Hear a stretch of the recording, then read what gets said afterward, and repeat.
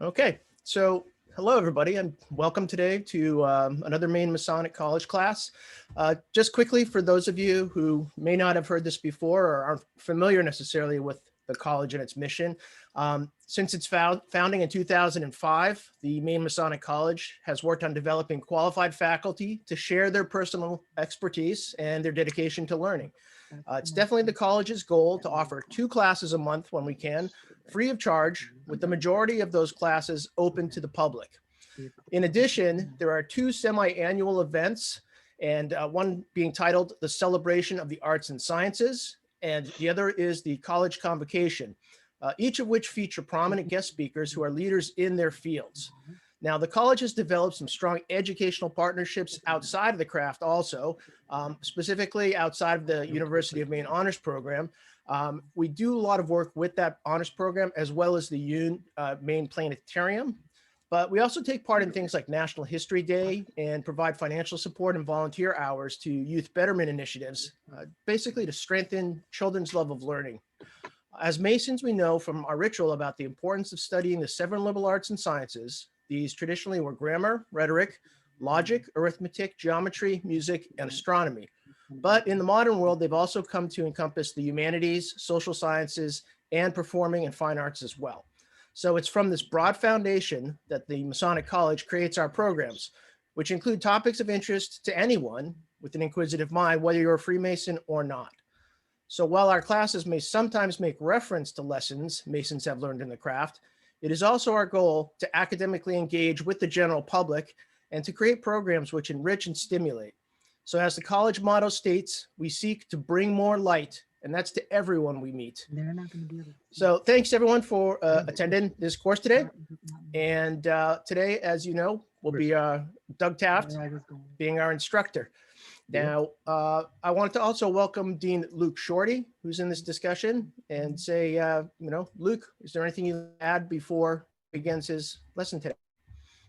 No, just as usual, it is great to see so many people coming from all over the state, the nation, and indeed the world. So, brethren, thank you so much for attending today. And great comment there. If you haven't muted yourself, please make sure that you do mute your microphone while Brother Taft is doing his presentation today. And if you want to put questions in the chat window, we'll keep watch of them, but we will not bring them up until the end of the presentation, as Brother Taft has requested. So without further ado, the floor is yours, Doug. Thank you very much, Luke. Things that we're going to talk about this morning are the tenets of Freemasonry and the 4 cardinal virtues. And in the introduction, I'd like to just go over some definitions of some things we're going to be discussing this morning. And we will not have to go through them again at a later part in the program. Of brotherly love. By the exercise of brotherly love, we are taught to regard the whole human species as one family, the high, the low, the rich and the poor, as created by one almighty parent, and inhabitants of the same planet are to aid and support each other. On this principle, Masonry unites men of every country, sect, and opinion, and facilitates true friendship among those who might otherwise have remained at a perpetual distance. Of relief, to relieve the distress is a duty incumbent upon all men, but particularly on Masons, who are linked together by the indissoluble chain of sincere affection. To soothe the unhappy, to sympathize with the misfortunes, to compassionate their miseries, and to restore peace to their troubled minds. It is a grand aim we have in view. On this basis, we form friendships and establish our connections.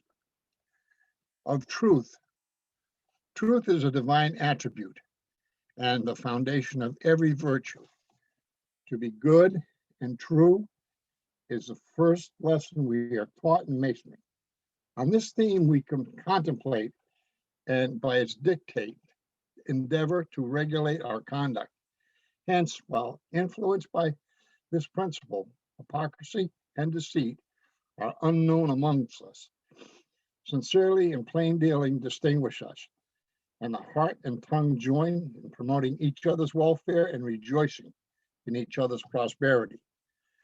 To this illusion succeeds the explanation of the four cardinal virtues: temperance, fortitude, prudence, and justice. Temperance is that due restraint upon our affections and passions, which renders the body tame and governable, and frees the mind from all the allurements of vice. This virtue should be the constant practice of every Mason, and is thereby taught to avoid excess or contradicting any licentious and vicious habit, the indulgence of which might lead him to disclose some of the valuable secrets which he has promised to conceal and never reveal, and which would consequently subject him to contempt and destitution of all good Masons. Excuse me. Fortitude is that noble and steady purpose of mind, whereby we are enabled to undergo any pain, peril, or danger, when prudently deemed expedient. This virtue is equally distant from rashness and cowardice, and like the former, we should be deeply impressed upon the mind of every Mason as a safeguard or security against any illegal attack that may be made by force or otherwise to extort him any of those secrets in which he has so solemnly entrusted and emblematically represented upon his first admission into lodge. Prudence teaches us to regulate our lives and actions agreeable to the dictates of reason, and is that habit by which we wisely judge and prudently determine on all things relative to our present as well as our future happiness. This virtue should be particularly characteristic of every Mason, not only to the government of his conduct while in the lodge, but also abroad in the world. It should be particularly attended to in all strange and mixed companies, never to let fall at the least sign, token, or word, whereby the secrets of Masonry might be unlawfully obtained. Justice. Justice is that standard or boundary of right, which enables us to render every man his just due, without distinction. This virtue is not only consistent with divine and human laws, but is the very cement and support of civil society. And as justice is great measure constitutes real the good man, so should it be invariably practiced of every Mason, never to deviate from the minutest principle thereof. The illustration of these virtues is accompanied with some general observations peculiar to Masons, such as the arrangement of the different sections in the first lecture, which the forms adopted in the opening and closing of a lodge comprehends the whole of the first degree of Masonry.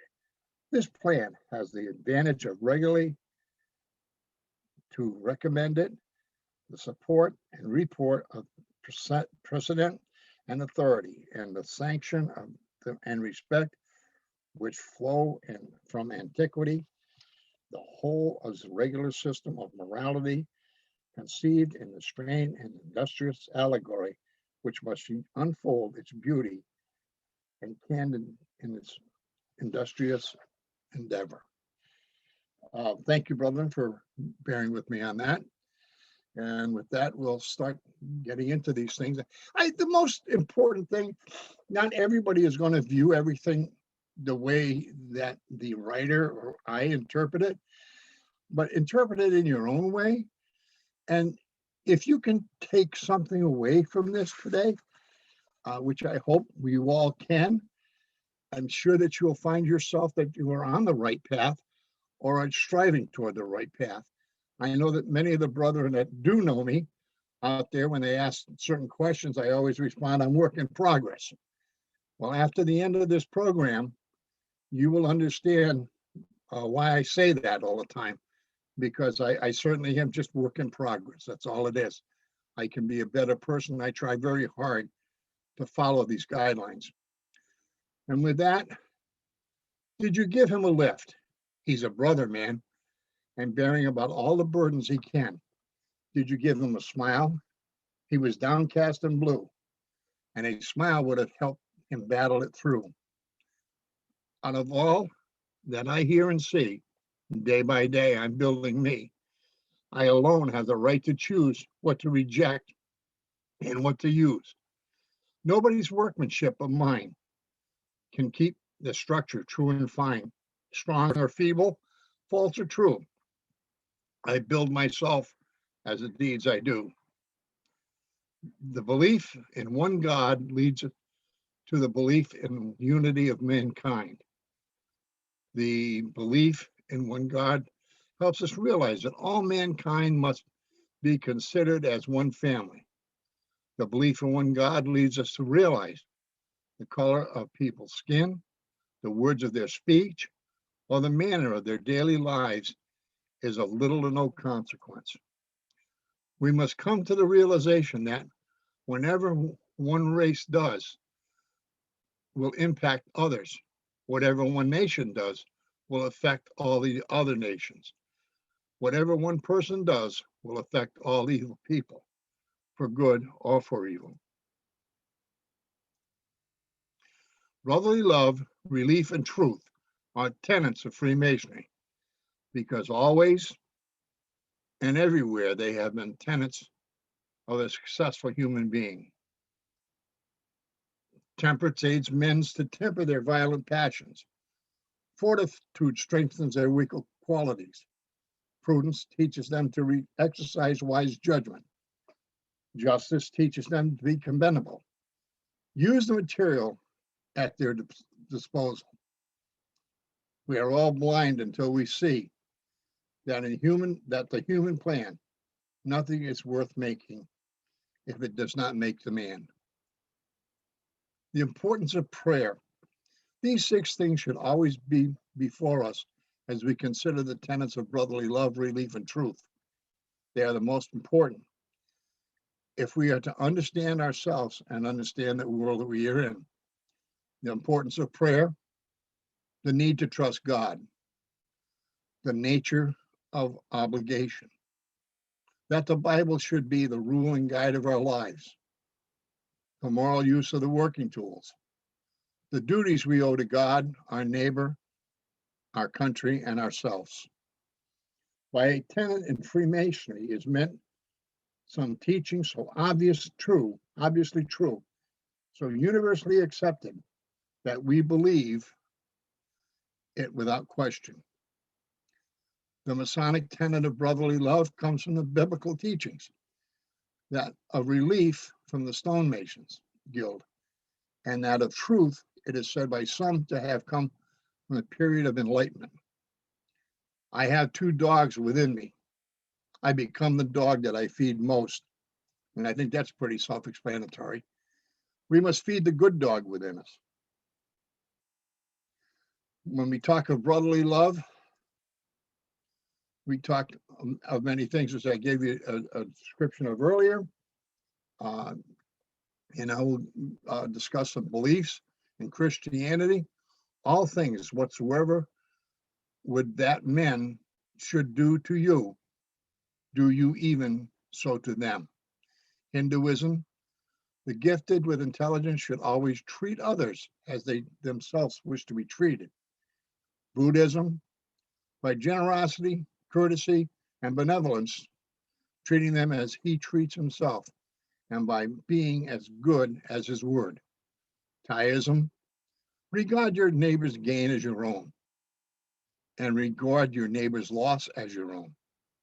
Confucianism, what you do not want done to yourself, do not unto others. Judaism, thou shalt love thy neighbor as thyself. Islamic, no one of you is a believer until he loves his brother as he loves himself. Where am I in life? What is my destiny? Of what am I in pursuit? Brotherly love is a seed which has been planted in the hearts of men of God. As Masons, we recognize, honor, and worship the one living and true God. Brotherly love is one of the supreme values without which life is lonely, unhappy, and unfulfilling. Thou shalt love the Lord thy God with all thy heart and with all thy soul and strength. This is the first and greatest commandment, and the second is like unto it. Thou shalt love thy neighbor as thyself. Remember this. He that does not love his brother does not know God.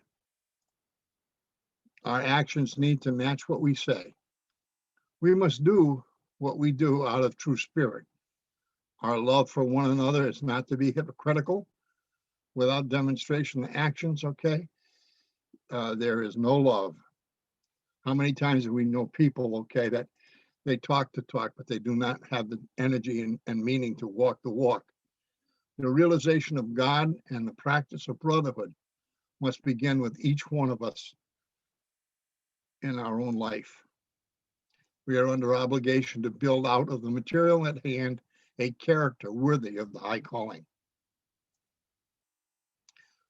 Brotherly love is a principal tenet of our profession. Let's focus on a couple of things here, if we could. If not for brotherly love, our lives would have very little meaning, and we would have no more than baser animals. If not for brotherly love, our lives, I'm sorry, I got ahead of myself. Please focus your thoughts on brotherly love. What does it mean to you? And which I already gave you that answer.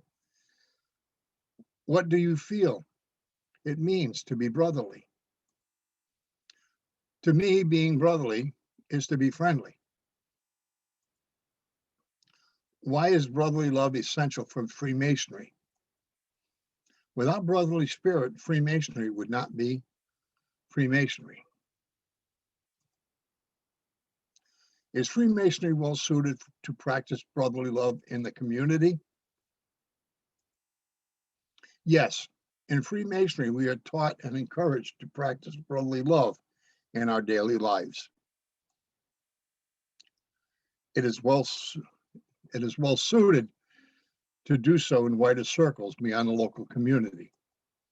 Yes, as anyone who traveled extensively and received this blessing can attest, brotherly love is taught the same everywhere in Freemasonry.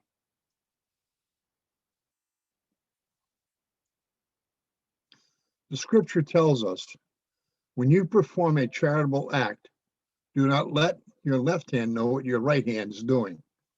Your deed may be in secret, and your heavenly Father who sees it will reward you openly. Culture, which says everyone is doing it. Traditions, which says we've always done it. Reason, which says it seemed logical.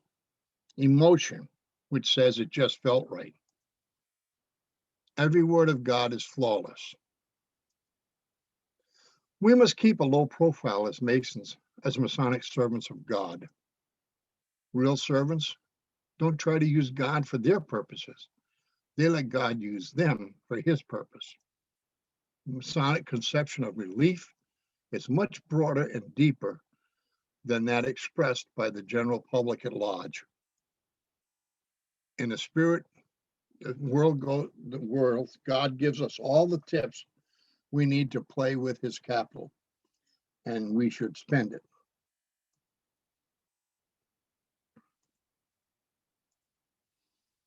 What are we going to do with the gifts we have been given? We have made you rich in every way. Correction, I have made you rich in every way so that you can be generous on every occasion. Your generosity results in thanksgiving to God. What you put into the lives of the others comes back to you and your own.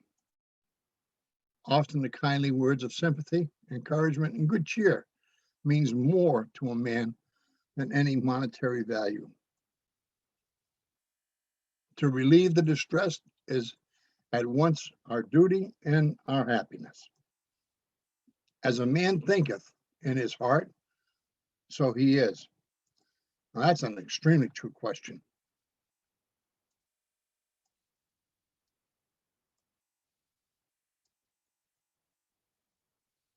Some questions you should consider as to relief. What are your first thoughts about relief? Giving relief to others fulfills a need we have in ourselves. What effect has this advent of so many relief organizations had on Freemasonry? The advent of so many relief organizations has relieved us of many of our responsibilities and has diminished our mission to some extent. I think maybe that could be expanded upon. I think we as Masons, okay, if it's something we don't cover anymore, we could help a brother find that location and find those good organizations and help them through the process. A lot of times there's a great process to get these different things in relief. So I think that we still have a great responsibility there. And in what way is Masonic relief broader and deepened public at large? The public supplies none of the close, loving, and personal relief that Freemasonry supplies. None of these other organizations, brethren, that I've had to deal with, and there are some great ones out there, have the follow-up phone calls. And that's not one thing that I think as Masons, we do better than any other organization. Not that they don't all do good work, which I do strongly believe in them, but I think the fact that we follow up and when we, these phone calls, I think it means an awful lot to our brethren. Are there any distinguishing characters in the Masonic view and practice of relief, which is absent from many relief efforts? And I just covered one. Is relief primary concern of the individual, the lodge, the Grand Lodge, or all three equally? That's a very good question, because all three of them, okay, have a specific spot in relief for a brother. I know that each one of our lodges have a program for relief, and I also know that our Grand Lodge does an excellent job, okay, with our relief program. I'm sure every one of our lodges has done that, and I hope that they're using the charitable foundation, okay, to help brothers out. When we talk about truth, truth is the key of all freedoms. However, in science of morality, truth means the decision of the best authority at a given time. The demand today is for the Masons who think godlike thoughts, speak godlike words, and perform godlike deeds, holding ever so fast to all that is just and true. Some things we recognize immediately as myths. Some things are not as easily recognized. Truth must be objective, that is, true for all people. It has to be universal, that is, true in all places. It must be consistent, that is, true for all times. Truth may be difficult to find, but that does not mean it's impossible to find. If a person makes a commitment to seek the truth the rest of one's life, it will not be easy. And I think that's something every one of us can attest to. The easy road is not always the hard. The easy road is not always a truthful road. Sometimes a truthful road has a bumpy sections in it. If a person makes a commitment to seek the truth the rest of one's life, it will not be easy. If a person, Freemasonry should be among the many people who are ready to face the truth, to sacrifice honor, reputation, for the sake of truth.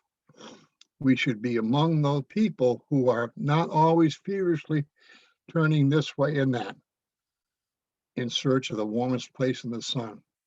The warmest place in the sun is not always the best place in the sun, brethren, and it's not always the easiest path to travel. We should be among people who love the truth, are happy to bring things right when we discover a mistake. Truth is the greatest weapon because it causes us to become a blessing to others. William Penn said, "Right is right, even if everyone is against it, and wrong is wrong, even if everyone is for it." As we feel and think, we are compelled to truthfully explain and communicate the nature, meanings, and circumstances of our existence. I know, my God, and that you test the heart and are pleased with integrity. It's from the Chronicles, chapter 17, verse 29. What is important? Truth is a divine attribute and is something true about God. Scripture says, "The word of the Lord will stand forever, and as it has." The Bible is unique in literature as a compendium of moral instruction. It contains numerous universal truths, which are particularly adopted to guide men on their journey from cradle to grave. The truth is, no literature has so stimulated men with courage, patience, and fortitude, or imparted more meaning in their lives than the Holy Bible. If a message of courage, hope, comfort, faith, or truth can be found anywhere, they will be found in the sublime pages of the Holy Bible, which lies open on all our altars. We are taught in Masonry to search the Scriptures, for they will guide us. They will guide you to all the truth. If you find something that claims to be the truth but contradicts God of our Bible, it is not the truth at all. It is an error. We either have the world or the word of God. We hold these truths be self-evident, and that all men are created equal, that we are endowed by their Creator with certain inalienable rights, among which are life, liberty, and the pursuit of happiness. May God give us the strength of character to follow the example they provided. I desire to conduct the affairs of our administration so that if at the end, when I come to lay down the reins of my power, I have lost every other friend on earth, I shall at least have one friend left. That friend shall be down inside me. The search for truth is a Masonic mainstay. To be wise is to be godly. To be godly is to know ourselves, our universe, and our Creator. Truth is a tenet of Freemasonry because always and everywhere it has been the abiding strength of a successful human being. Great is truth and mighty above all things. Some of the things we'd like to consider as to truth. What's your first thought of truths? Well, some of the things in your own thoughts, and then let's add this: dedication to truth must be to restore all society which we live is to survive. How does one define Masonic position in contrast to what is going on in the world today? It seems to me that Masonic ideals do not fit with the attitude running wild in today's society. What are the implications for Masonic mission? Truth must continue to be the most important factor in the lives of those who believe in the mission of Freemasonry and to exert our influence over the affairs of men. The positions, what are our grounds for belief and the positions taken? The positions taken are those that are from Scripture and right living as influence of the Spirit. It comes from God. We receive our authority, and the only grounds, the positions to be taken. And with that, brethren, that will end our first section, so we can take a short break while I get on to section number 2. Yeah, we've had some interesting questions come up. I know we're waiting to the end to address these as question and answers, but in the chat, if anybody's been looking, a couple quick thoughts from people. I myself wrote that I know that Freemasonry has this back and forth about whether we should be public about our charity or completely keep it secret, which seems to be the traditional way of doing that. However, a lot of us have considered if that's actually diminishing Freemasons' role in the community, or at least appear to diminish it, because that stuff is not necessarily brought to the forefront. Let me see. Luke mentioned if we point others to relief, is that a form of relief in itself? That's a riddle master from Luke.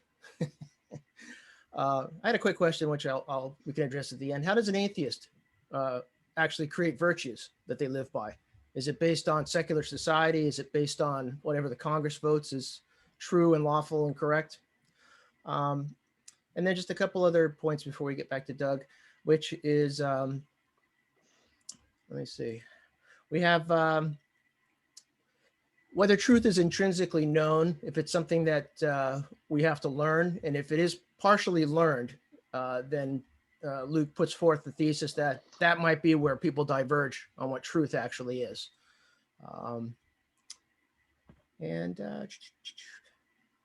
Yeah, basically, okay, I guess Doug, we can continue, and we'll get back to some of these questions definitely at the end and get your feedback on them. But I just wanted to mention those right now. Feel free, anybody, to add to the. Yeah, go ahead. If you wanted to continue for a few more minutes, go ahead. We are definitely on schedule. Okay. So the last two questions we had here are comments from Brian.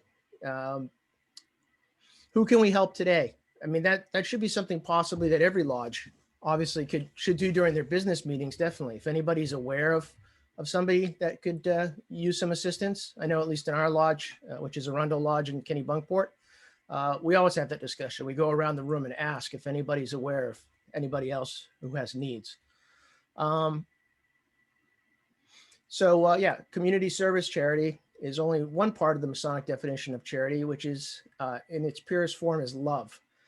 That's true. I mean, we do community service, but also obviously always looking out for brothers in need and in general, really everybody, whether it's in our community. I know that we've helped other communities. Grand Lodge often does that. They'll request either some money or manpower help from the lodges if there's a larger event. I know we've done that in times of hurricanes, in times of fire, residents burning down somewhere, and we do. We'll bond together, and it doesn't matter where you are on the planet. We'll send you help. And then, Michael, your truth is different than another's truth. Yeah, that's kind of the crux, I think, right now of this discussion is, Doug is kind of mentioning that a lot of our truth comes from the Bible or Scripture, which whether or not, we argue about if it's an absolute truth or not. The point is that the Bible is a roadmap. It's definitely a collective intelligence over time of really what makes society work better and, creates the greatest good. So, Michael, that's a good question. I'm sure Dave would like to address that. Yeah, go ahead, Luke, please. I was thinking about Michael's comment as well, and I think to myself, to me at least, I see it almost as that analogy about the elephant, and you have three blind people feeling the elephant and trying to describe what they're feeling, and someone may describe it completely different than somebody else. If you're feeling the front of the elephant versus the back of the elephant, it feels differently, but it's still the same elephant. And so the one's truth in some aspects differs from another's truth. My thought is that truth with a capital T, there's something there. And though we're blind to it, we're all trying to figure out exactly what that is. And I think Doug made a good point in going through the different denominations of religion, that they're all trying to point to that same truth. And we're trying to figure out what is that baseline truth that we can all get behind and share and guide us. And that devil just gets into the details of, there's the commandment in the Old Testament, thou shalt not kill. But how that's interpreted is different depending on who you talk to. There are people who say, there does come a time where for the greater good, but the utilitarian viewpoint, for the greater good, it sometimes is necessary to take the life of another. And then there are other folks who take a more pacifistic approach, saying the human dignity of an individual is supreme above all, and you should never take a human life. And it's just very interesting. I find truth like crazy. All right, that's all. Luke, those are very good comments, because in 1964, when I was inducted into the Army, and I faced that very true, right, that comment right there, I had always been brought up that it's wrong to take a human's life. Well, now I was put into a different situation where it was either going to be, if in the right process, it was going to be me or somebody else, and my mindset changed. And I don't know how many of you people know this, but I spent 40 years in law enforcement before I retired. And every night I pray to God that I didn't have to use my service revolver. But yet my mindset was, if there was going to be a situation of me coming home to my family or them, I knew the choice that I had to make. So we all face that, okay? And it's a tough decision to make, okay? And today, it would be no different for me, or I think any one of the brothers that are here today. What is the right situation? And you will always second guess yourself on whatever decision you make. Thank you. Quick follow-up question. Just at the philosophical root of this entire discussion is, why is killing somebody immoral or bad? Who created that rule? Is that a rule from God? Because it is in the scripture, but there are certain other virtues that maybe aren't as clearly outlined in the Bible. Maybe some of those virtues have come around by means of almost like a public vote. It's just the majority of the public says this is what is either true or this is what's morally right. So I'm just tossing that out. That's, I guess, playing devil's advocate, if you would, to the Bible theory. So just a quick question. I think we're in that part of the world now where truth is opinionated more than factual. And I think there are tools. That's a good point, Brian. And I think there are tools as a society and even as a species that we can use to hopefully help get back to what truth actually is, whether it's the use of science and reason. I think that's one of the better tools that we have to explore what truth is. And to Dan's point, I think my hypothesis is, I think there's something genetically in humans, that the advantage that I feel humans have over many other animals is our ability to, one, communicate with each other and form strong social connections as an animal. And I think that idea of thou shalt not kill or murder is wrong could potentially be kind of coded into our genes and our societal structure, being like, I can't survive out there against a lion, just me, Luke Shorty. I don't have the hide, I don't have the speed, and I've got to do it as a group. And maybe it's baked into that genetic code. I don't know. These are really good questions. Well, that brings up a good point too. Like, say a boss or a political power or something like that, if they bring a truth, then your position kind of persuades you to believe whatever they may say, whether it's true or not. That's true. You've got to take that into consideration. The social structure is somebody higher saying, no, this is the truth. It lends credibility to it, Okay, and with that, may I end that part of the program, and can we get back onto our section, please? Thank you all for the input. Now we're going to talk about the virtues. The term virtue is from Latin and originally means strength or power. The word cardinal, also from Latin, means a hinge of a door. They are cardinal virtues because they are pivotal, or as we say, vitally important. The cardinal virtues to be considered are natural virtues. Temperance. Okay, Dan. Temperance is that trait of avoiding excess. As strength of mind, fortitude is strength of mind that enables us to endure adversity with courage. Prudence is discretion in practical affairs. Justice is the quality of being just or fair.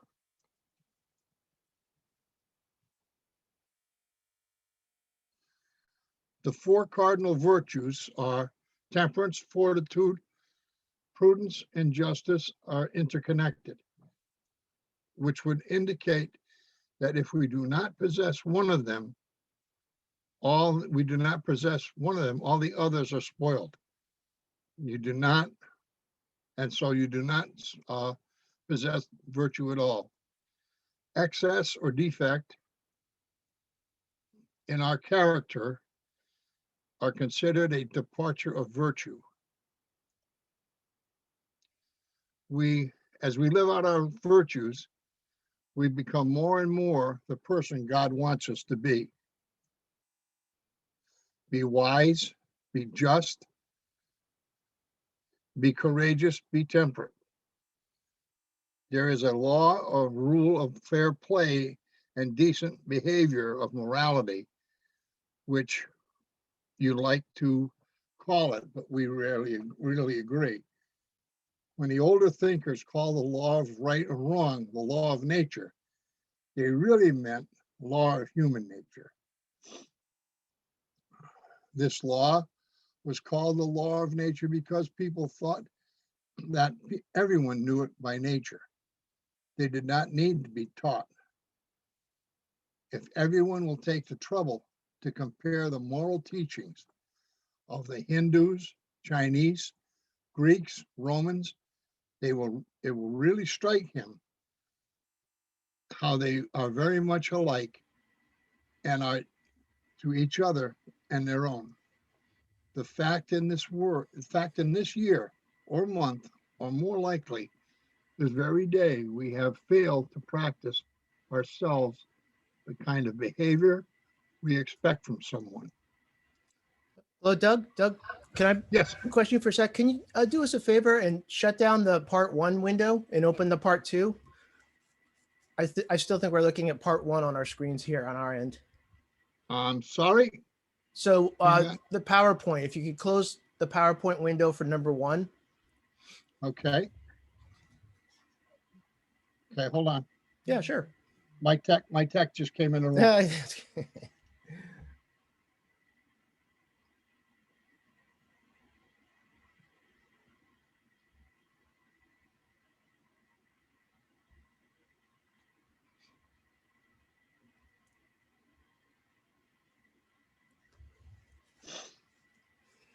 Is that better? Yep, that looks like part 2. Thanks so much. How do I get rid of this? One more adjustment, please.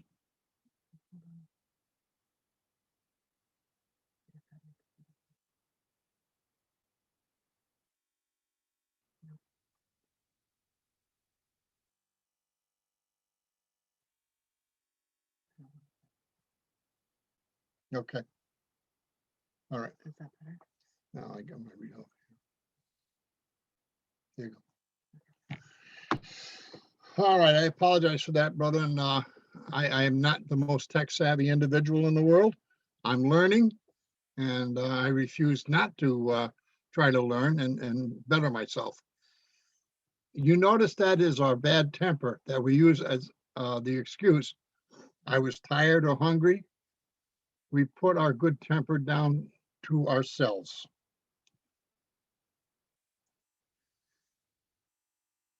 The law of nature which we speak is the moral law or rule of decent behavior.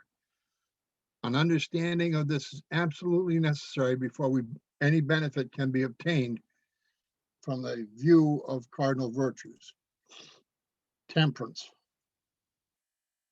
In Galatians chapter 5, verse 16, I say then, walk in the Spirit, and you shall not fulfill the lusts of the flesh. Also would mention in verse 22, by the fruit of the Spirit, love, joy, peace, and long-suffering, kindness, and goodness, and faithfulness. Lack of temperance undermines prudence, and if prudence is destroyed, all virtues are undermined. The temperance is to be nurtured and is part of the role of culture. A self-controlled life demands discipline and focus. Just as the athlete must meet his goals, he has to keep focused on it. We must keep a focus on our goals. And every one of us has goals in life and directions to head toward. Sometimes they change for a better route or a better goal, but we all have that underlying goal. If we are to excel in this life, we must keep focused on that which will allow it. That is virtue, temperance. Temperance also concerns our desire for knowledge. I know that myself during this pandemic, Brother Ellis has got me back working and reading again, bettering myself in knowledge, and that's one of the things I've done with my idle time. And it certainly hasn't turned out to be idle. A pure and noble life, a life of victory over appetite and lust is possible to everyone who is willing to unite his weak, wavering human will. I kill this word every time. Unputnant, unwavering will of God. We are truly searching to gain control over our passions, which we must keep perfect examples in view. There are very many things we can become intemperate about. One of them is gambling. When cocaine comes into a room, we are not nearly as apt to leave as when a rattlesnake comes into the room, yet both of them will kill you. Temperance makes the soul sober, modest, and understanding. It fosters a natural sense of reserve, which everyone finds attractive because it denotes intelligence and self-control. Temperance in all things makes for moral and well-balanced life. Okay, let's discuss some things of this now.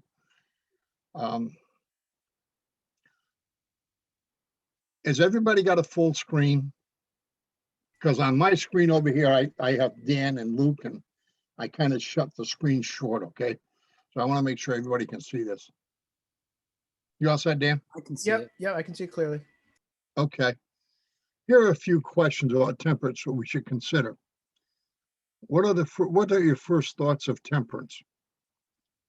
We should be reasonable in all things. We should not go beyond what we know to be correct actions. What are some of the things that excess leads to? Unhappiness, sickness, estrangement from other friends. How is temperance related to prudence? Prudence helps a person to maintain his desire to be temperate. How does prudence lead to a well-balanced life? Temperance allows a person to maintain self-control and be a master of his actions. How does temperance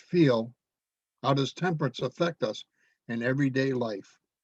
Temperance helps us control our anger, maintain control of our successful situations, and every living.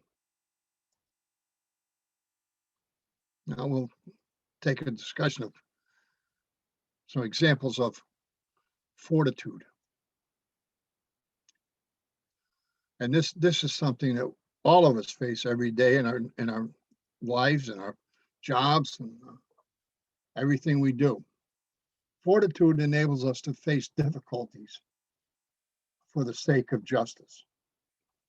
Most obvious part of fortitude is to attack evil at risk of injury or death. The vices opposed to fortitude are cowardice, fearlessness, and recklessness, all of which are defects. You know, if you stop and think about it, sometimes even our jobs, not only in our daily lives, but in our jobs, you have to go in an opposite direction of what maybe is the easiest way to go, because it's the right way to go. And it takes fortitude to stand up and make that distinction and move forward with that. Fortitude, as stated earlier, is synonymous with courage. What exactly is courage? To answer that question, we must look at wisdom.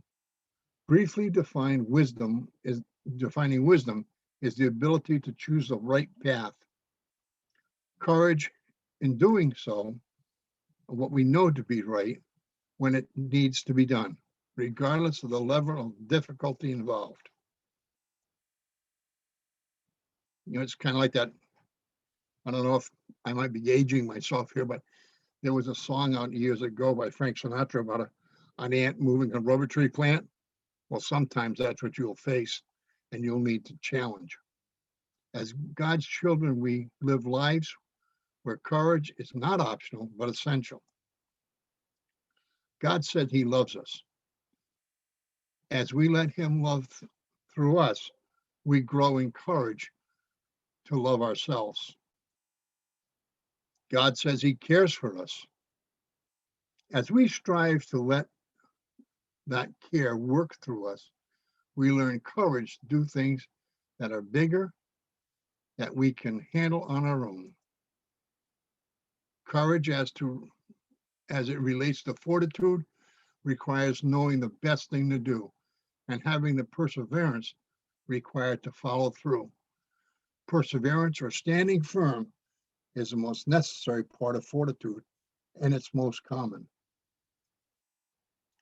A person with fortitude is one who perseveres in doing what his conscience tells him he ought to do.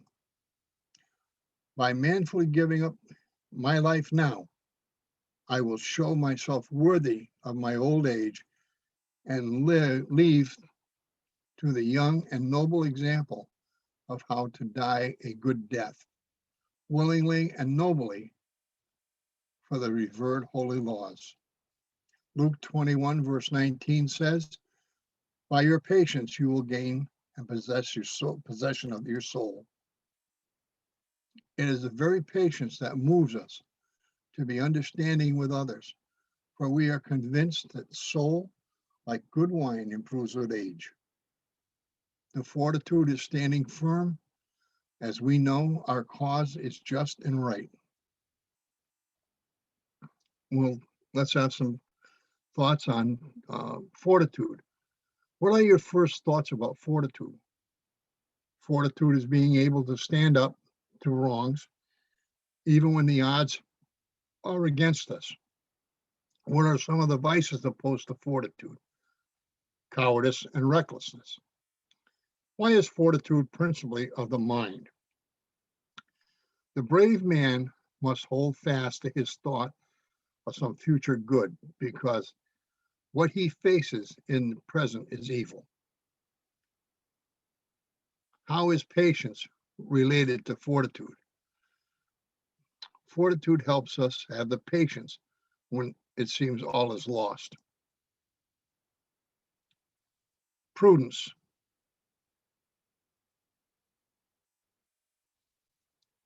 Prudence is said by some to be the most important of the four cardinal virtues and the most important part of prudence knowledge.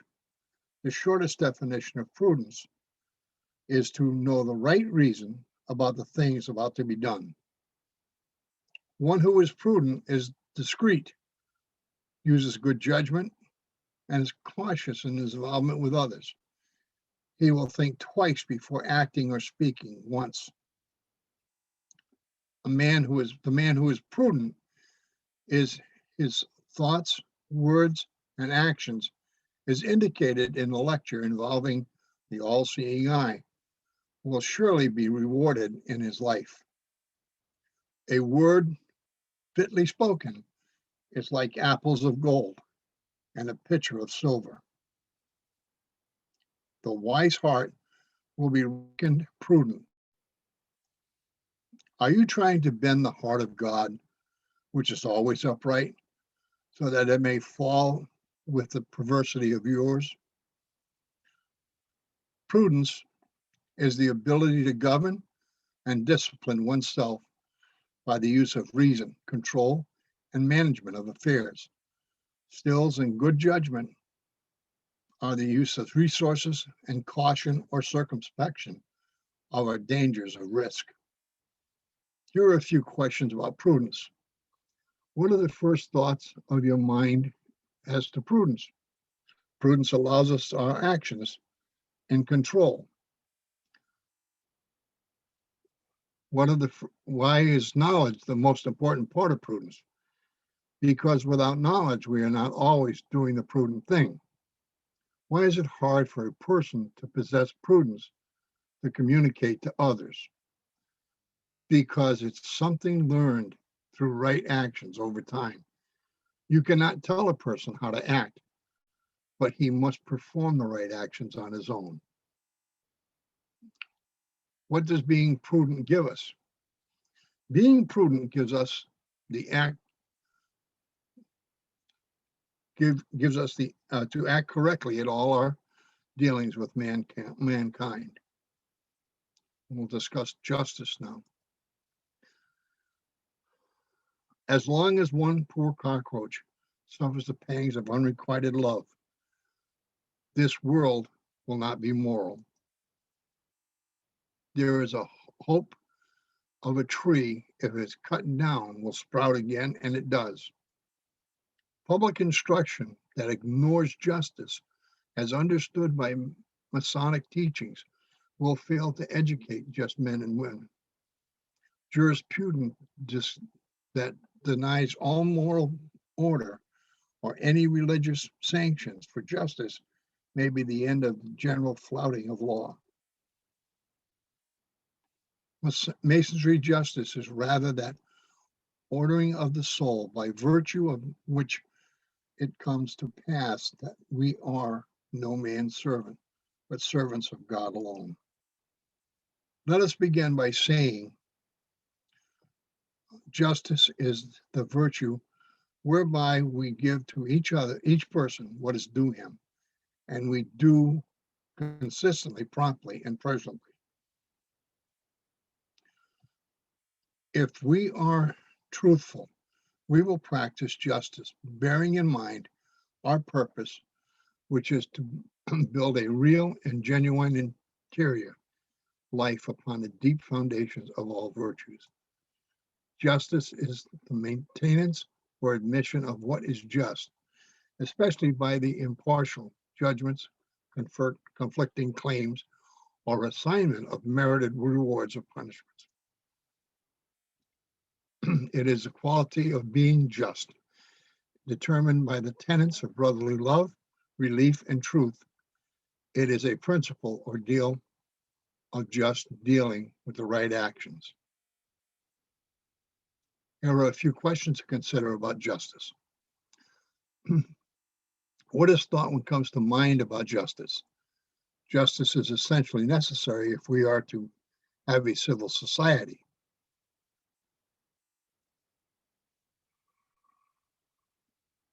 What are some of the ways society deviates from justice? Our society deviates from justice by not being truthful. They do not act the way they should when communicating with the fellows. How is justice related to religion? Religion advocates right actions toward others. To have justice, we must treat everyone the same. What are some of the ways society could be affected if we're without justice. Without justice, we could have chaos and society would suffer in all aspects of right living. And with that, Dan, okay, I think we are good enough to take a 5 or 10 minute break for everybody to get coffee or whatever, and then come back and we'll enter into section number 3.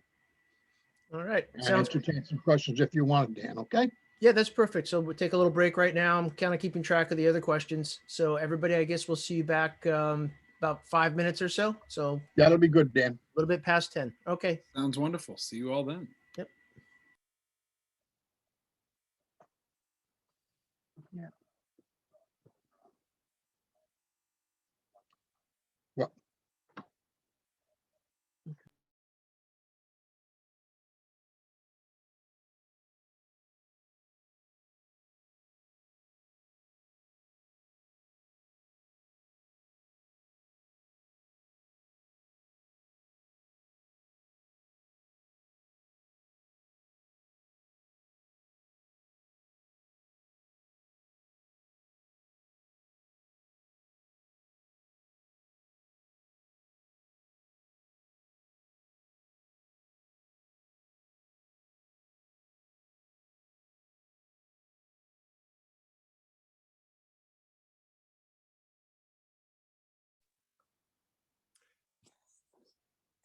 Doing a great job there, brother.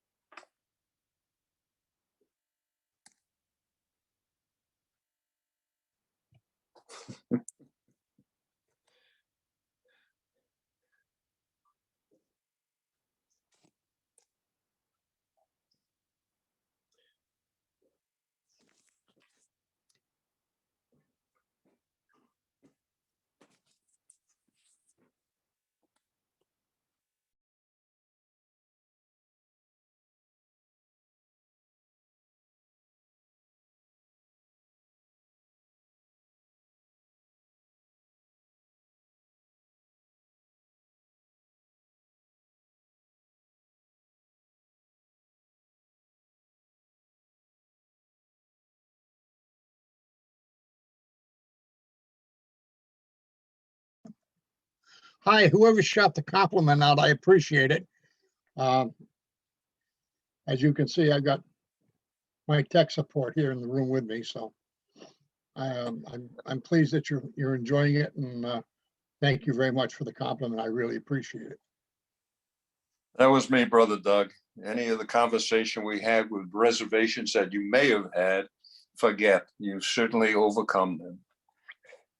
I recognize that voice now. Thank you, Brother Bill.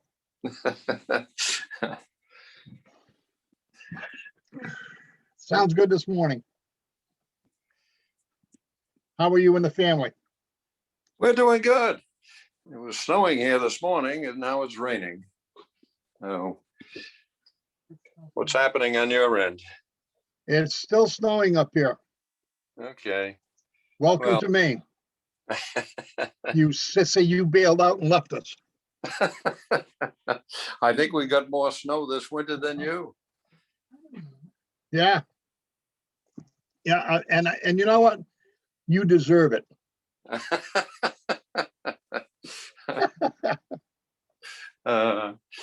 Well, it's finally going away. I'm looking out. We've still got a good 7-8 inches on the ground. That's about equal with us. Yeah. The real downside, though, has been the ice. The ice has been horrendous. Yeah. Yep. Where is this located? This He's is in Rhode Island. He left us. He used to be a member of Delta Lodge and had a home up here. But I guess the winters got too much for the old man, and he sold his home up here and moved back to Rhode Island. And he brought all the snow and ice with him, thank God. well, still a member, still a member. Oh, yeah. Oh, absolutely. Rhode Island, that's a part of Canada, right? Yeah, it is. It belongs up there. So I guess we'll start up here to get about 2 minutes. Give everybody a chance to come back. Sounds good, Dan. I Okay. appreciate all your help this morning. No problem, sir.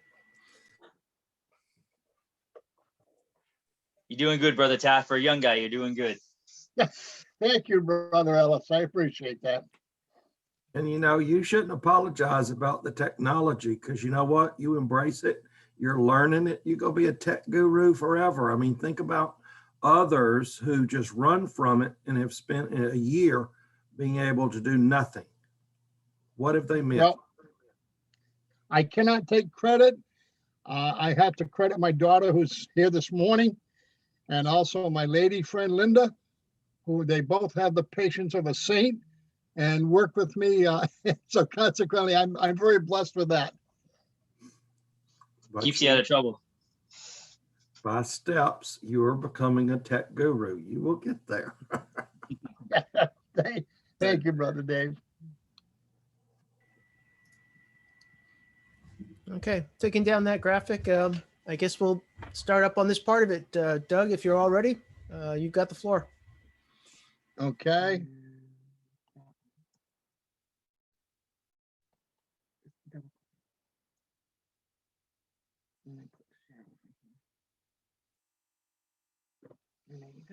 All right, now we'll get into part number 3, Theological Virtues.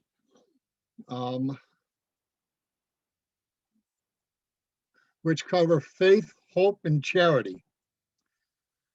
The following review of faith, hope, and charity touches on all theological and is not intended, nor does it in any way point to a way of salvation. The question is left solely to the individual and his church. We do agree, however, that Freemasonry is so far interwoven with religion as it lays us under obligation to pay that rational homage to deity, which at once constitutes our duty and our happiness. Regardless of what men say, God is and must always be at the center of our efforts. We'll touch on Jacob and his vision. Then he dreamed, and behold, a ladder was set upon the earth, and its top reached to heaven. And there the angels of God were ascending and descending on it. Genesis 28, verses 12. Faith, hope, and charity. And the greater of these is charity. I'm sure each one of us in Lodge has been involved in charity before, and I hope and I know that we wouldn't be Masons if we didn't believe that wonderful feeling that we get when we had been involved in something of charity and we've helped a brother or an organization in our community or world. It certainly is a wonderful feeling that we all get to enjoy. In the theological ladder, the explanation of which forms part of instruction of the first degree of Masonry. Faith is said to typify the lowest rung. Faith here is synonymous with confidence or trust, and we find merely a repetition of a lesson which has been previously taught, that the first and essential qualifications of a candidate for initiation is that he should trust in God. Faith may be lost in sight. Hope ends in fruition, but charity extends beyond the grave through the boundless realms of eternity. You are as big as your faith and as small as your ego. Here is a great act of faith. Noah built an ark in the middle of dry land. He was warned something he could not see. He acted out of what he was told, and as a result, Noah became intimate with God. So faith being sure of what we hope for in the future tense, and being certain of what we did not see in the present tense. The second round of the theological ladder is symbolic of hope and mortality. Hope is essential to one's life as air and water. We need hope in order to cope. What have you to live for? I know I shall die in hope, but hope needs a foundation. Surely God will not have created such a being as man to exist only for a day. No, man was not made for immortality. When we are called to task for our faith, we hope, and hope may leave our critics silent and even wanting. Though I speak with the tongues of men and angels, I have not charity. I am become a sounding of brass or a tinkling of a cymbal. And although I have the gift of prophecy and understand all mysteries and all knowledge, and though I have all faith so that I could remove mountains, and I have not charity, and I am nothing. Its Masonic as well as Christian application is noble to be more extensive. Love is a foundation of virtue, of all virtues. Faith, hope, and charity, but faith, hope, and love. He said, though I bestow all my goods to feed the poor, and though I give my body to be burned, I have not love. It profits me nothing. For it is the boast of our institution that Freemasons destitute and worthy may find every clime of a brother and in every land a home. First, there is physical love, or eros. Second, there is family love, or storage. Third, there is affectionate love, or philia. Lastly, there is love of choice, or agape. This is the love that we should consider as a relationship to Jacob's ladder.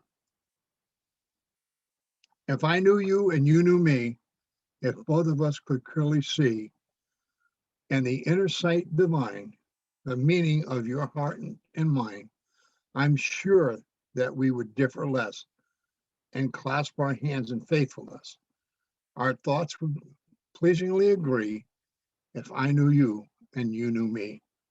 And that's by Nixon and Waterman. There are all three things that will continue forever: faith, hope, and love, the greatest of which is love. What are some of the first thoughts about the theological virtues? All three are necessary for living a rewarding life. Are the theological virtues Masonic virtues? They're Masonic virtue, as well as we just call them faith, hope, and charity. What are some of the examples where Masonic and Christian teachings intertwine? We have the same hope and treat charity as the same.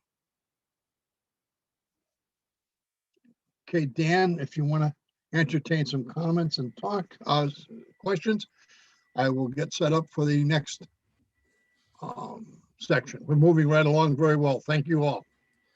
Yeah, this is so it's interesting here that as I go back a minute, in the discussions. We did, have a couple of discussions in the chat room about truth, and, kind of picking up where we left off, which is where do we get absolute pure truth from, especially if people have disagreements, or especially if somebody influential or an influential group starts to exert this power that they know truth and can set that as the absolute truth. But more onto the stuff that we've been just talking about here. What the question here, and I open this to the group, in Jacob's vision, I was thinking it's always funny how, Freemasonry uses symbols and we use it to teach moral lessons. So we're summarizing an entire moral lesson in a single powerful image. But I was also thinking it's always strange how something as kind of simple as death, simple in the sense that it's going to happen, and it's going to happen in a similar way as we all pass on. But still, even like every other moral lesson, we need symbols to represent what actually happens during that process. So, when we try and conceptualize what death is, people use physical representations like Jacob, with the ladder connecting the physical world to the spiritual world, even to the point that the angels come down that actual physical object back and forth. And then also I was just thinking too about other images of that process, like the light at the end of the tunnel. It always seems to be some kind of journey there with a symbol that has to explain it to us. And then Luke also is following up with, definitely Masonry uses a lot of allegories to teach moral lessons like we're talking about here. Chalk, charcoal, and clay being physical representations of, a virtue or a tenet. So it's interesting how we have this kind of symbology in Masonry.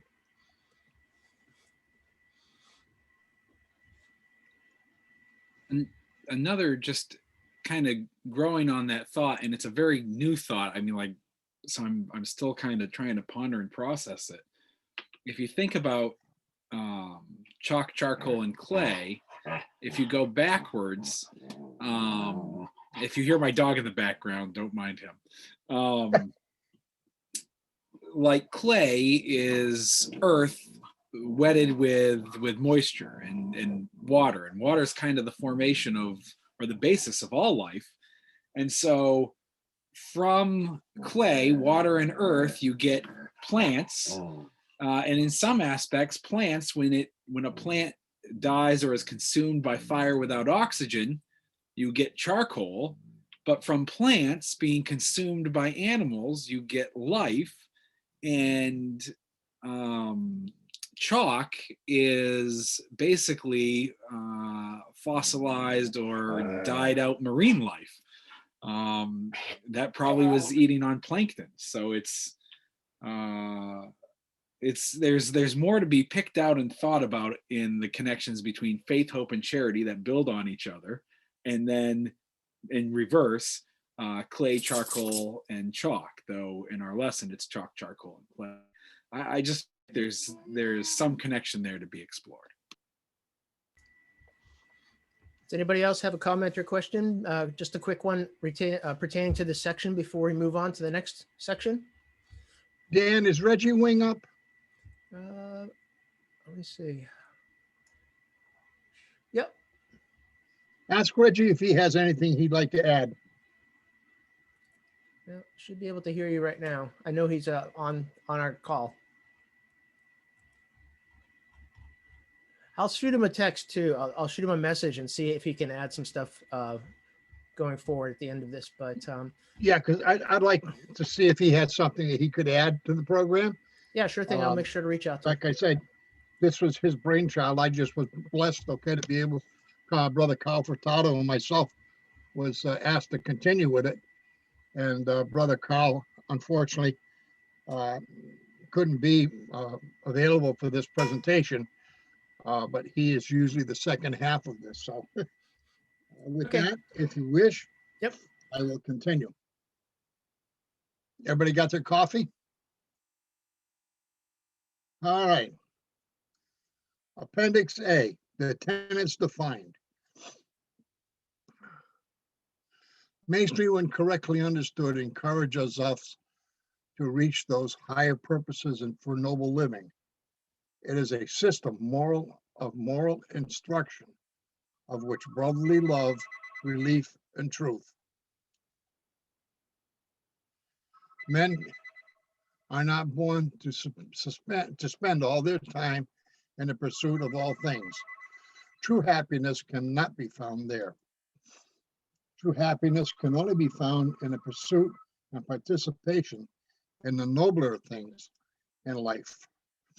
Our primary purpose as Masons is to build character by urging men to subdue all passions, nurture their purest aspirations, and to cultivate the finest moral qualities of focusing on the teaching of brotherly love, relief, and truth. Man is a social being possessing faculties, of which him to both enjoy and serve society. Refusal to contribute to the common stock of human happiness and knowledge converts one to a useless member of society, unworthy of protection and respect. Personal character, like social structure, survive only as they supply evidence of integrity and genuine usefulness. Masonry insists on the ceaseless pursuit of knowledge, for only by following the ray of truth shall increasing light be known. Knowledge is light, and light is the source of life. We must continue on all hope of emerging into full light of truth. The truth shall set us free. The great purpose of Masonry is to qualify men to take their rightful place in society, contributing to its strength and stability. Each one of us is a unit in the Masonic as well as the social structure. Brotherly love, relief, and truth. The principle, tolerance, and generosity must be extended to all. Brotherly love is once the secret and hope of the universal brotherhood, justice, and peace among men. The Bible, which is the rule and guide of our faith, says, "Do not conform yourself to the standards of this world, but let God transform you inwardly by a complete change of your mind. Then you will be able to know the will of God." God will keep his promises to you. He will not allow you to be tested beyond the power to remain firm. Remember that old saying, God won't give you anything more than you can handle. At times you are put to the test. He will give you the strength to endure and so provide you with a way out. Life is a preparation for the next. The Bible says God has planted eternity in the human heart.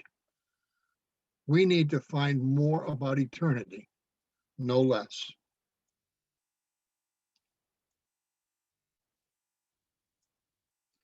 Temperance means a reasonable in all things. It doesn't mean we give everything up. We may see fit to give up all sorts of things for special reasons, but it doesn't mean that things are bad in themselves. Temperance means going the right distance and no further. Fortitude includes two kinds of courage: the kind that faces danger, as well as the kind that sticks to it under pain, guts, perhaps the nearest modern term we could use. We cannot practice any of the other virtues very long without bringing fortitude into play. Prudence means practical common sense, taking the trouble to think out what we are doing and what is likely to be to the results. When taking the proper action based on your knowledge of the other virtues of the wholesome living. Justice means much more than the sort of things that goes on in law courts today. It is the old name for everything we should now call fairness. It includes honesty, give and take, truthfulness, keeping promises, and many, many more points we could name. Temperance in all things makes for a moral and well-balanced life. Fortitude is standing firm when we know our cause is correct. Prudence is the ability to govern and discipline oneself by the use of reason. Justice is the equality of being fair and impartial. It is a principle of the right action in just dealing with mankind. The movable and movable jewels also claim our attention in this section. The rough ashlar is a stone taken from the quarries in its rude and natural state. The perfect ashlar is a stone made ready by the hands of the workman to be adjusted to the tools of the fellow craft. Theological virtues defined. Faith that we are creatures of a quality God intend us to be, creatures related to him in a certain way, creatures who are traveling to that undiscovered country from whose bourne no traveler returns. That saying, okay, is never more so true. On a personal note, several years ago, I was in the hospital with diabetes, and of course it had gotten out of control. And after the second night in the hospital, I woke up at 12 o'clock at night, 1 o'clock in the morning, and this saying was the only thing that I could think of. That was the only thing that came to my mind, and I kept repeating it over and over and over again. So this particular verse certainly has a special point in my life. Hope means continually looking forward to the eternal world.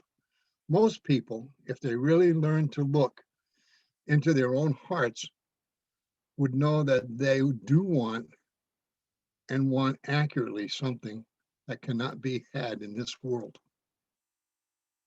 Charity means is a state not of feeling, but of will. Charity for our neighbor is quite a different thing from liking or affection. The love of which we speak makes it possible to love even those who left only to our feelings would be inclined to ignore. Excuse me. Faith is a substance of things hoped for and evidence of things not seen. Hope is something not seen that we eagerly wait for. Charity, your love, bears all things, believes all things, hopes all things, and endure all things. How would you sum up the cardinal virtues as being necessary for wholesome living? Well, without the cardinal virtues in our lives, we would be living in an animal-driven society. How would you sum up the theological virtues? Faith, hope, and charity are necessary to keep our focus on a future life. How are all the virtues related to each other? Through their connection to brotherly love and relief. On what do all the tenets rest? On what do all the virtues rest, symbolically speaking? For me as a Mason, they rest between the points of the compasses. And that would conclude, my presentation this morning. We will open it up to statements and questions now. Again, I wish to thank you all for your patience and attending this morning. Hope to see you at some class sometime in person. And with that, Dan, I'll turn it over to you and Luke, and we'll have open conversation if we can. If we could just receive, I see Reggie's here, but I see he's off at this time. If we do see him, come on, I would appreciate it if we could get a comment out of him, that's all. Okay, so we open the floor now. I know there's a bunch of questions that you posted at the end of each of your sections, and I'm happy that you had included your answers with that. But, if I can, let me see, I'd like to possibly open up some of those questions to the floor. So, for example, in the first section on truth, you said, what are your first thoughts about truth? How does one define the Masonic position in contrast to what is going on in the world today? What are the implications for the Masonic mission? And what are our grounds for belief in the positions taken? To summarize those, and I would ask anybody on the floor, this one, how does one define the Masonic position regarding truth in contrast to what is going on in the world today? Does anybody have some thoughts on that, Masonry and the world in relation to truth? And feel free just to jump in, unmute yourself. I'll take a stab at it because I think that that what's going on in the world necessitates what we as Masons are to demonstrate to the world and change what is going on in the world by our example and by how we live our lives. Because it won't change overnight, and it's essential that we be the example and lead in each of our own individual ways, collectively as lodges and collectively as your jurisdiction, to be an outward example, which has always been our practice since we began as Freemasons, going back in our history. Yep. Some other thoughts on that particular point? It's interesting how much, I mean, obviously Masonry does have a very traditional streak, and obviously it builds on the strengths that we've accumulated over time, whether those are intellectual strengths, moral strengths. I've always thought Freemasonry is kind of a repository for all of the things that were the best among men. And over time, we've tried to collect those and maintain them going forward. But the world changes, and it changes very fast. So I'm curious now if anybody has an opinion about traditional values or holding on to those things that were successful in the past versus things that are happening and or changing now. And how do we know if those things are actually good choices or will become successful or even eventually folded into Freemasonry? Because right now, maybe there is some kind of separation between, our beliefs or the things that we hold high and the things that society right now are wrestling with, or changes that might be coming around. I'll say this, as the world becomes more and more crazy, and I feel very confused by the whole thing, the traditions and standards of Freemasonry become more and more valuable to me.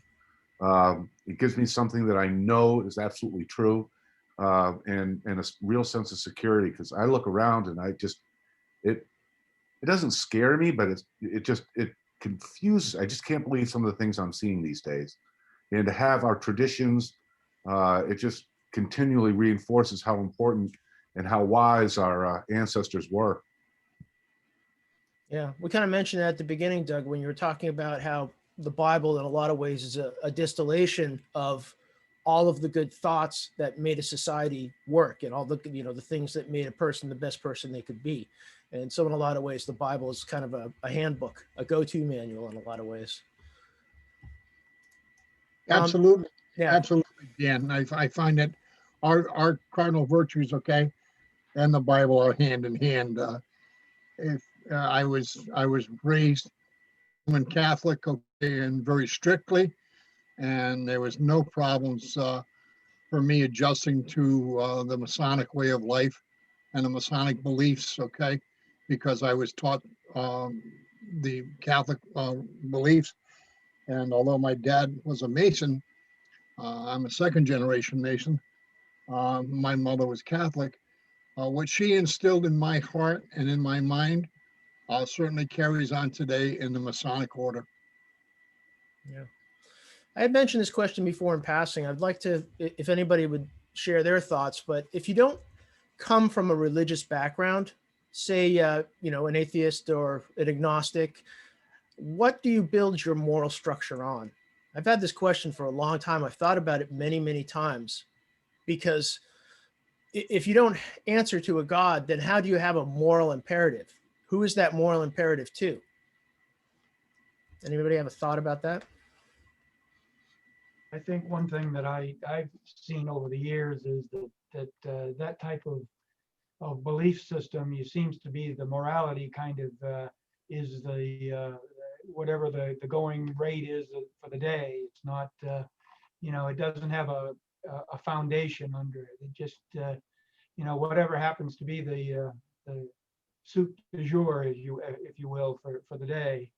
I just don't see it as being a good foundation. Yeah, that kind of harks back to what John was mentioning before, which is that when you don't have something that's traditional or continuous, but you have something that's always changing, it gets confusing, because there is no stability to morality if it's not grounded in an absolute.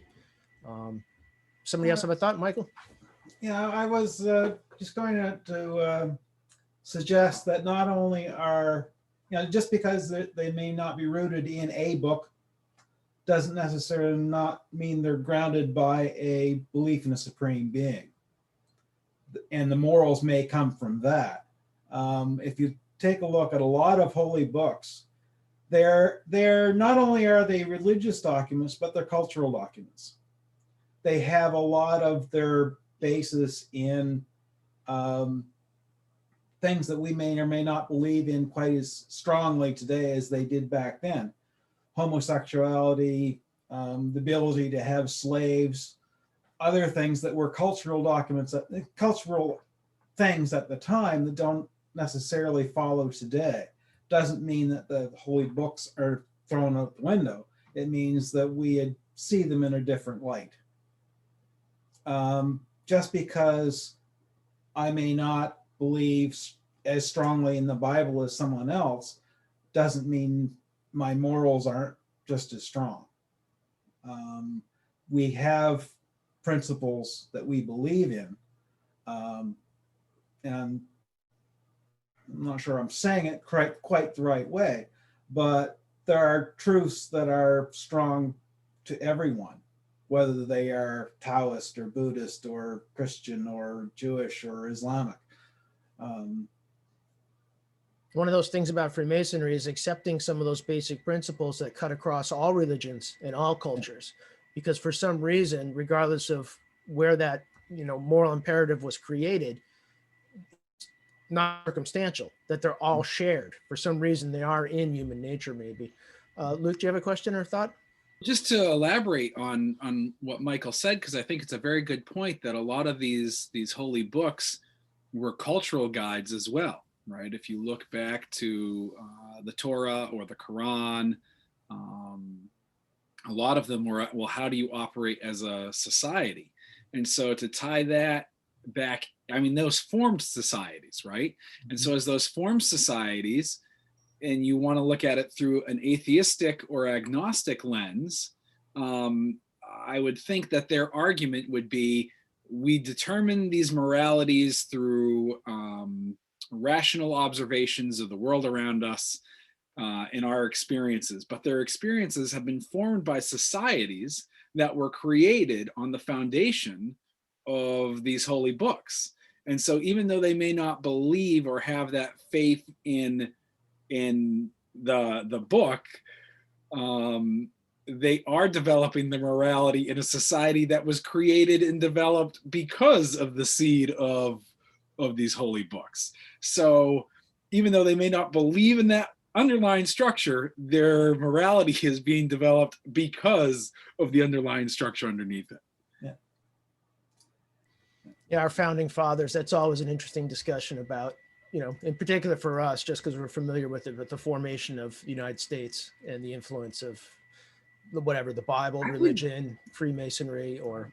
I would be intrigued at how this plays out in a different country like the Philippines. I don't know if Brother Lloyd would like to talk about that, because obviously the founding fathers of the United States are not the founding fathers of the Philippines.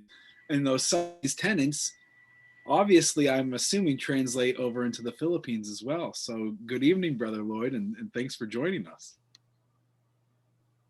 From the Philippines, Brother Luke.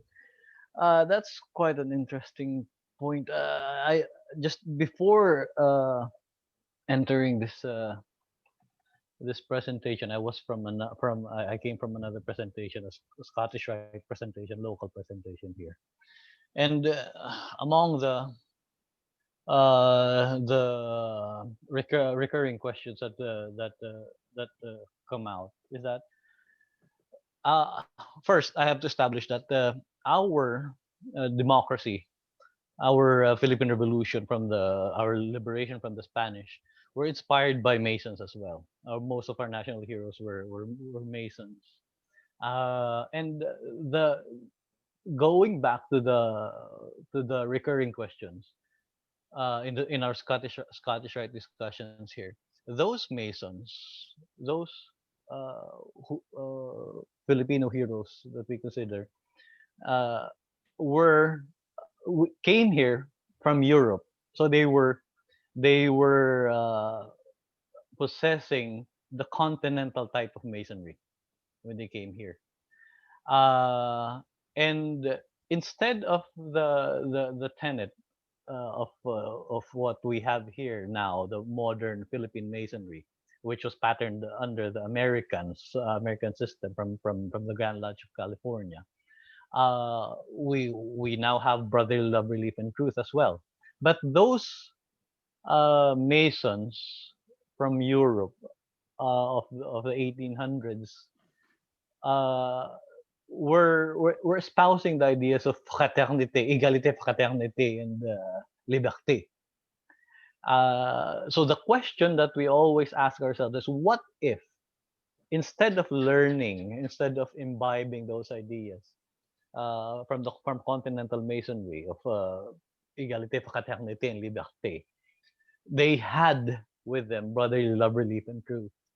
So would there have been a revolution at all here that changed the status quo in the 1890s? So that is quite an interesting question that we always ask ourselves, and also while we're talking, uh, I observed that most of those I gave a lecture before on the numbers 3 and 4 and its relevance in masonry. Most of those that had divine characteristics, the divine nature, like tenets, for example, are in the Trinity side. Those in the earthly characteristics have the square, like the 4 cardinal virtues. So those are the earthly traits that are within one person. However, we often illustrate it here with our aprons, the the square below and the flap, which is triangular. So it's separated. When we do the first degree, we know what we do with the flap first. So it illustrates that there's a big separation between what is divine, for example, the tenets, and what is earthly. And then gradually we go to that overlap. So until we reach, of course, the sublime degree. So it's interesting. It's I have to admit that it's my first time to encounter lessons, Masonic lessons, especially in the virtues and in the tenets from Maine. Often we get it from California or from Missouri. But here I see so many similarities, so many parallelisms. Of course, we have our slight nuances, but I appreciate this new perspective that I have heard, and I have to thank Brother Brian Ellis for this invitation, and of course the rest of the brothers here. Thank you, and I hope I made sense. So yeah, 3, 5, and 7. We have to add 4 into that now. 3, 4, 5, 7. Thank you, Brother Lloyd. There was a question here in the second section for people to consider about justice. And the questions were, what are some of the ways society deviates from justice? Is justice related to religion? And what are some of the ways society could be affected if we lost justice? So again, I think I made the comment before that this is one of the most, justice is one of the most convoluted, changing, I don't even know how to describe it, but justice is one of those really tough virtues to try and pin down. Does anybody have any comments, particularly, with world events in the last couple of years about the definition and or the application of justice, what it's based in, and what if we can't apply it? Jump right in, Michael. One of the problems that I keep seeing that pops up over and over and over everywhere is the definitions of the words keep changing. What we consider as justice and what a lawyer considers as justice and what, application of law has got nothing to do with justice, but that's our justice system. What we should give to people and what is just to people, and the definition of justice doesn't necessarily fly. I think what our Masonic version of justice is a much more high ideal than what we think our Justice Department is capable of. And I think we have a lot of things to learn from the Masonic ideals of justice if we think, and I think a lot of those things go back to the idea of truth. What is true and what is just. If you get those two things figured out enough, a lot of the other ones fall in line. Some other, yeah, go right ahead. Some other thoughts? I was, I've been doing a lot of thinking about this over the last year or so, and I feel in some aspect what we're seeing is some of the fallout from the postmodern philosophy, that everyone has their own truth or their own reality, or in some sense, it takes that idea of the individual lens so far to the extreme that you're right, people can't seem to agree on what the actual definitions are. But at the same time, trying to separate the wheat from the chaff, that there may be some value in some of the postmodern philosophy of trying to at least contemplate and think upon. There's justice as a whole with the big J, but kind of like the elephant in the people trying to describe the elephant through touch.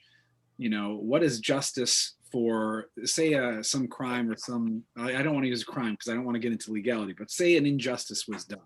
Mm-hmm. What is justice for the person that the injustice was done upon?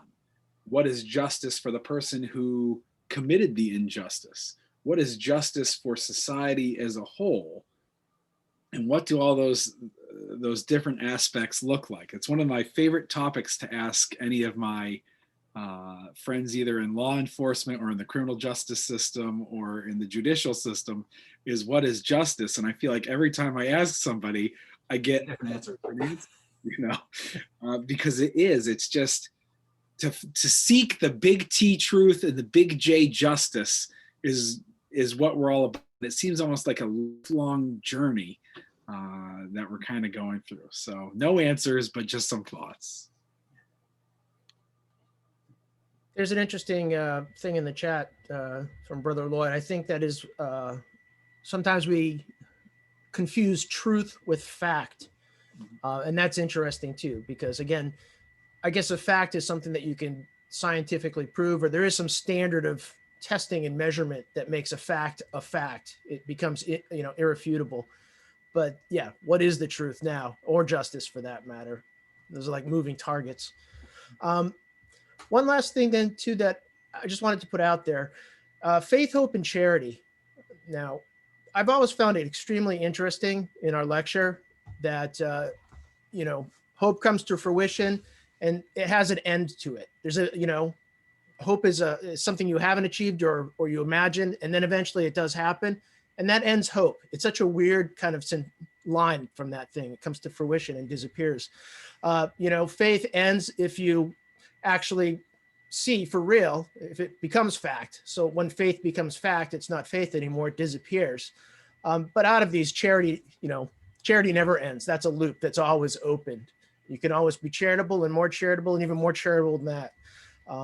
So the question on this is, some comments on basically how you feel about faith and hope seeming to be self-contained, but charity, the strongest of faith, hope, and charity, supposedly always open.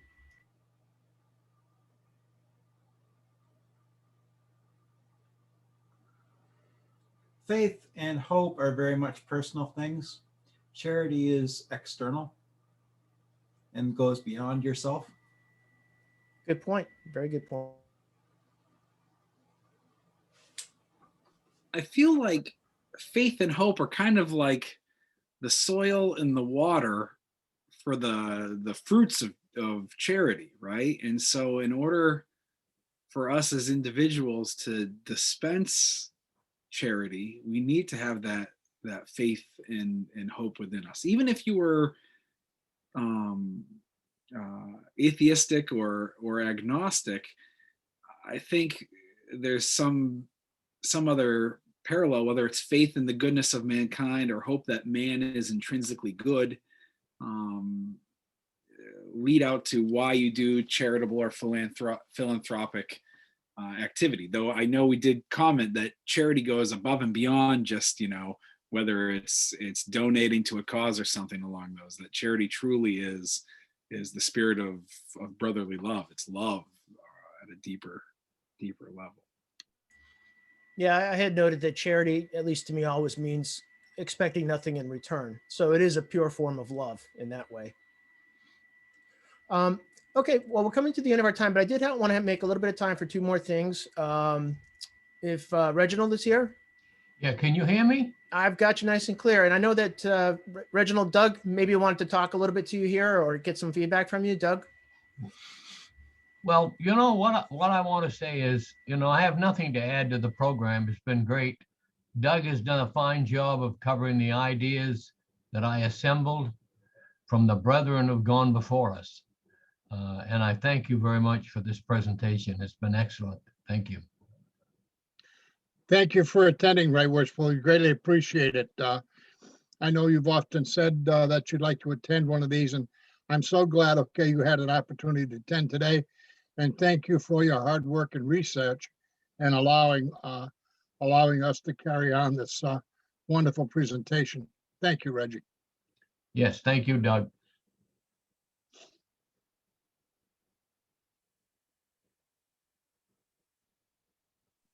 Mr. Chair, Okay. There you go. Thank you so much. Just wanted to put this up again to share our website. You can reach us via this email too. So we're at tobringmorelight.org. That'll take you over to our upcoming classes. So you'll be able to see what's coming up in the next month or two. We're still trying to keep these at 2 a month active. And for right now, obviously on Zoom. And at some point, the Maine Masonic College will probably go back to some live events in lodges where we can all get together and share that fraternal communion. But the Zoom actually has been quite good too. So feel free to check that site if you're interested in upcoming topics. And you can always drop us a line too if you have questions. You want to reach either Dean Luke, Shorty, or myself. I'm Dan Gosher, and I'm the chair of the board. So reach out to us for information, okay? And with that, I just wanted to say thank you very, very much to Doug today for being our instructor and for bringing all that material together. And it was great seeing everybody. So take care. I hope you have a great rest of the weekend, everybody. Be safe. Everybody. Take care. Take care. Take care, brethren. Bye-bye.